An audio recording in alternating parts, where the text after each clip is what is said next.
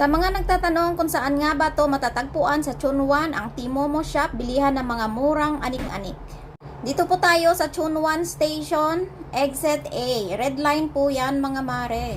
Pagkalabas sa Exit A, diretso lang po tayo lakad. Madadaanan natin yung Nanfong at saka yung Leksang. Ang boring pala talaga kapag walang sound, pero bawal tayong makapiright, kaya sundan nyo lang yung guide at tiisan nyo ang aking boses na parang palaka. So ayun na nga, diretso tayo dito sa footbridge. Daan tayo dito hanggang baba. Bilisin natin at parang uulan na naman mga mare.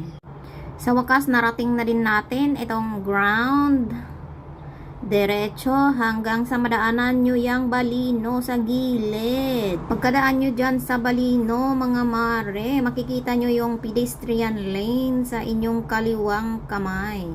Tawirin nyo yan lahat, bali tatlong pedestrian lane. Sige, dalian na natin at babagsak na ang ulan. At saka tawid. Sa kabila niyan, makikita nyo yung McDonald's.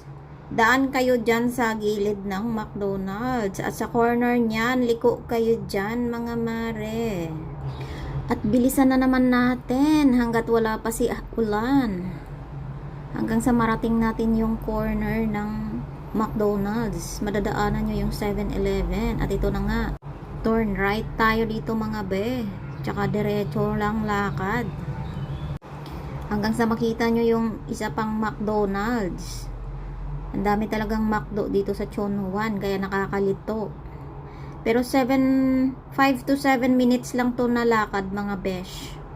Kaya tiis.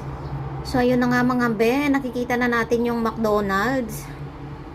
Tawid po tayo dyan sa pedestrian lane. After ng pedestrian lane, liko po tayo dyan sa kaliwa. At saka after nyong magliko, diretso na yan. Wala nang liko-liko dyan hanggang sa makikita nyo na yung Timomo. Yung bilihan ng mga murang mga bilihin. Sari-sari po yun. After nyo pong tumawid, makikita nyo na naman ang another McDo. At saka madadaanan nyo ulit yan. At saka andyan na yung Timomo. Andito na nga tayo mga be. Tara na't mag-shopping. Enjoy shopping.